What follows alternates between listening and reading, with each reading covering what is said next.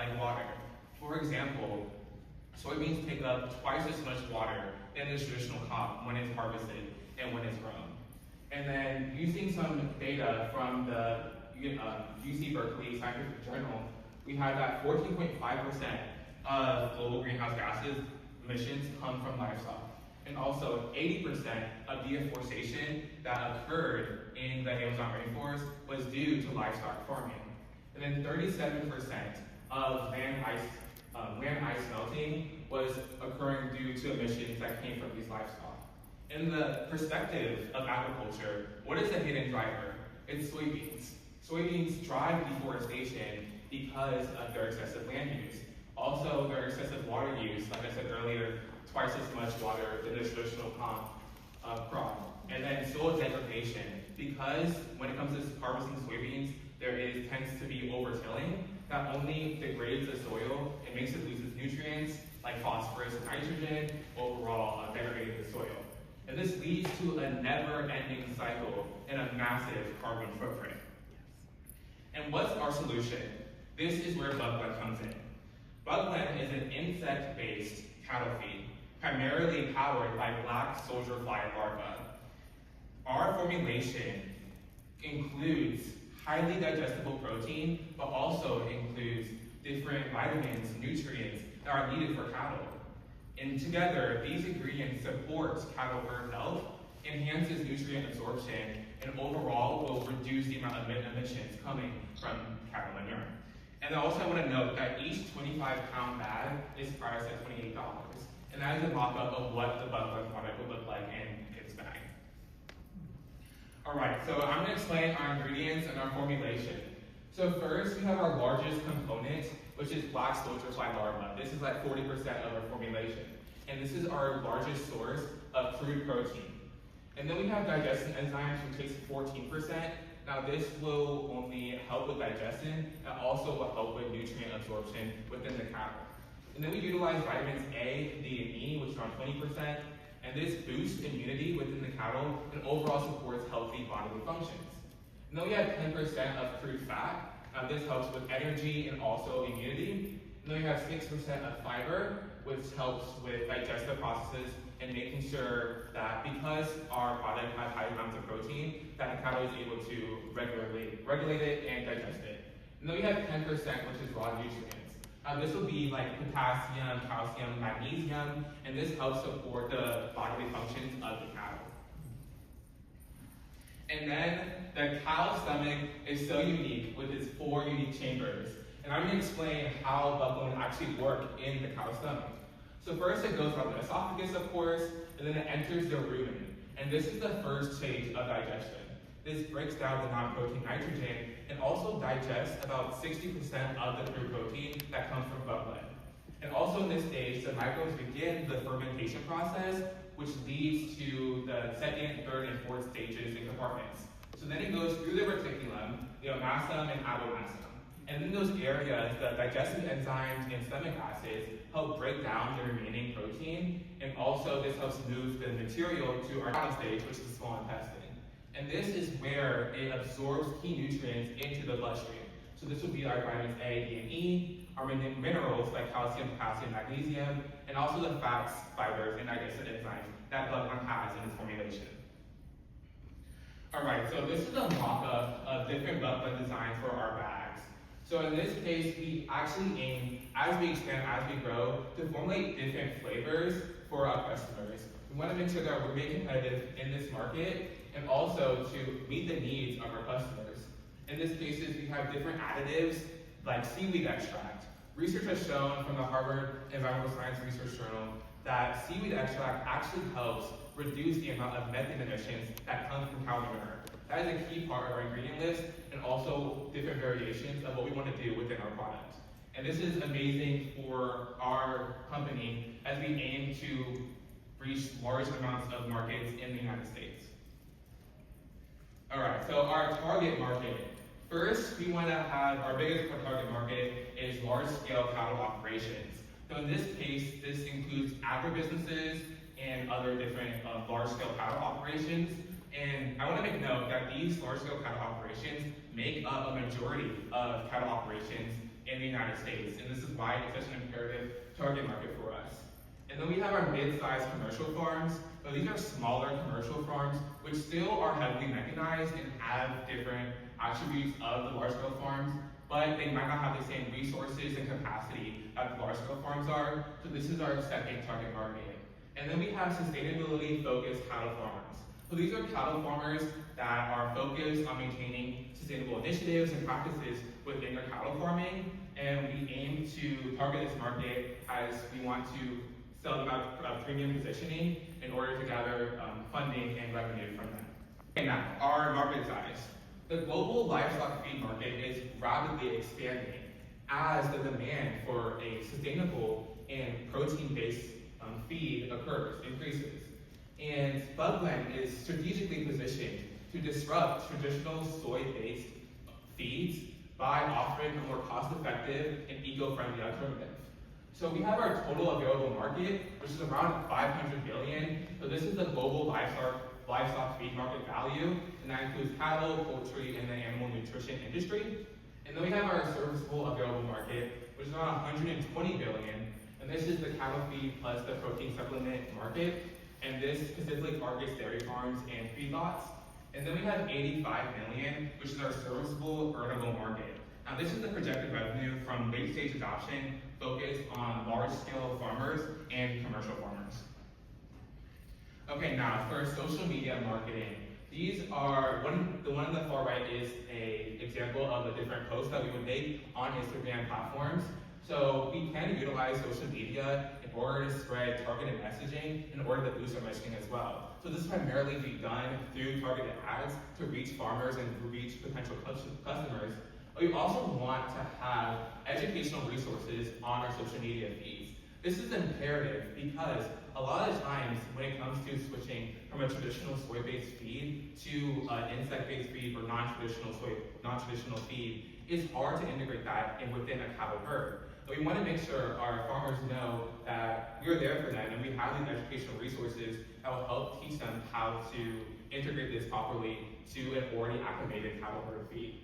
And we also aim to not only employ social media marketing, but actually go to different partnerships and different farms that we know of in order to spread our message and create some different free samples in order for farmers to get to know Bugland before they actually purchase on a bigger scale. And then this is where to order. So this is an example of a mock-up for our home page, and I want to highlight some key features.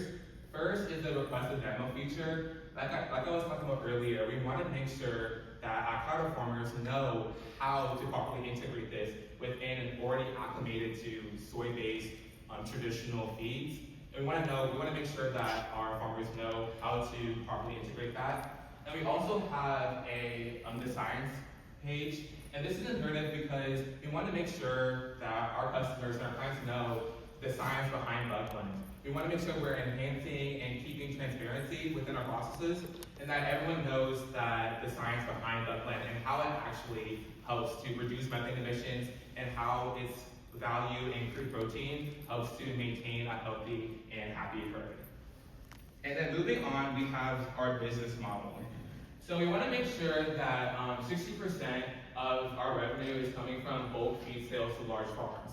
And this is primarily because these large-scale farms have resources and the capacity to buy in bulk for our bags for Bugland. And we also have 25% going to mid-sized farm sales. So for mid-sized farm sales, we want to make sure we're having scalable pricing for these farms. This is mainly because even though they are mid-sized, they might not have the same resources and capacity that these large-scale farms have. But we still want to maintain our mission. We still want to introduce these sustainable initiatives in agricultural farming. So we're leaning towards scalable pricing in order to make us be able to meet these farms where they're at and make sure we're still enhancing our within these farms. And we also have 10% for a premium sustainable feed. So after mentioned, I was talking about how we want to have premium positioning for sustainability-focused buyers.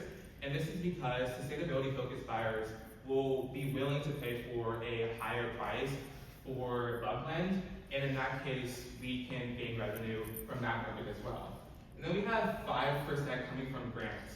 So for example, the United States Department of Agriculture has grants for specific companies that are targeting sustainability within the agricultural landscape.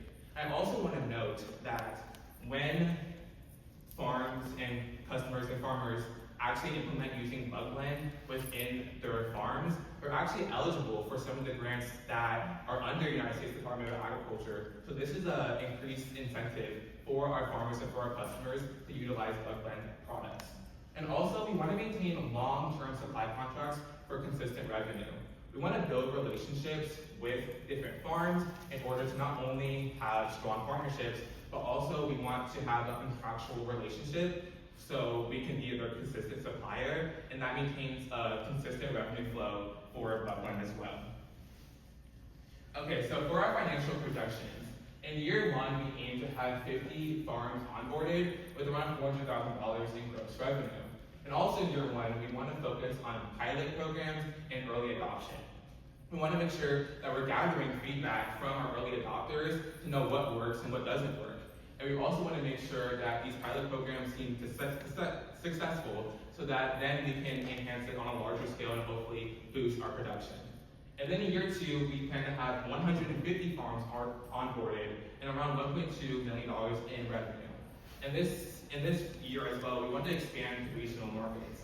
So we don't only want to target niche areas that have proximity to cattle farming. We want to expand to regional markets like the Southwest region that has advanced cattle farming initiatives, and therefore we will increase our production scale to mitigate that as well. On the increased production scale, we want to make sure that we're not only enhancing more and building more manufacturing locations, but also just producing more. And it actually is cost effective, which I'll get to later, about how our processes work and how Bugland is cost efficient because of our use of organic waste. And also in year three, we have a goal of around 400 farms onboarded and $3 million in annual revenue. And we also aim for year three to have strong distribution and repeat customers. So we aim for, in this year, that we are enhancing and building those contractual relationships and strong distributions to local markets and also regional markets. All right, so our competitive advantage. First, we are sustainable. We replace soy-based feed, reducing deforestation, land use, and emissions. Now, this is in contrast to your traditional soy-based feeds that drive deforestation, drive methane emissions within our atmosphere. And then we have superior nutrition. Bugland's highly digestible protein improves cattle digestion, growth, and overall herd health. Now, this is in contrast to traditional soy-based feeds because they don't have as much protein as Bugland has, and this causes for a deficit in cattle health and cattle strength. And then we're also scalable and cost efficient. So our insect farming actually uses organic waste, and that lowers the production cost, which I'll talk to in our manufacturing side. But if you look at your business plans on page 9, or strategic implementations page, it has more detail about our processes. All right, so our manufacturing location. We actually chose Dallas-Fort Worth, Texas to have our manufacturing, and this is because of a warm climate year-round, and that is ideal for black soldier fly production, and that leads to faster growth and lower energy costs. And I also want to note that there is a massive agricultural plus food waste supply, and that leads to cheap, consistent input for larvae. So with Bugland, we aim to use local agricultural and food waste supplies in order to harvest and feed our black soldier fly larvae. In this case, we are creating a cycle of sustainability by using organic waste and getting rid of that organic waste and using that for a product that aims to feed cattle as well. And also there is a large cattle industry nearby, and that leads to easy distribution to farms. In the Dallas-Fort Worth, Texas, there is large amounts of cattle farmers and cattle industry. I think it's one of the nation, and this leads to, like I said, easy distribution to farms and maintaining and building those relationships that we were talking about earlier. So our visions for the future.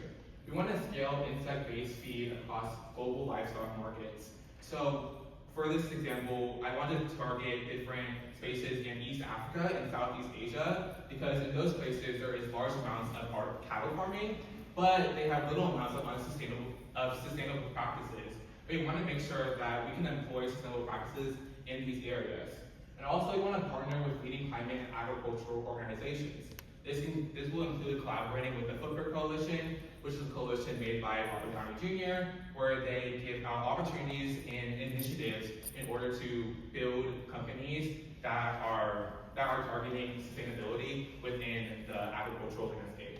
And we also want to leverage grants and investment to expand production, and then use crowdfunding platforms online to engage farmers, raise money, and drive early adoption. Using these crowdfunding platforms, we will hopefully gain the majority of the money that we need for our first small-scale production launch of Bugblend, and also engaging farmers in early adoption because they also have a say within our company. I want to make sure that everyone knows that the future of agriculture doesn't need more land use, more water, or more methane emissions. It needs a smarter choice. And in the way that Bugblend disrupts traditional soy-based feeds, the feeds that drive deforestation, climate change, and pollution, Bugblend is that smarter choice. Thank you guys, I'm open to any questions.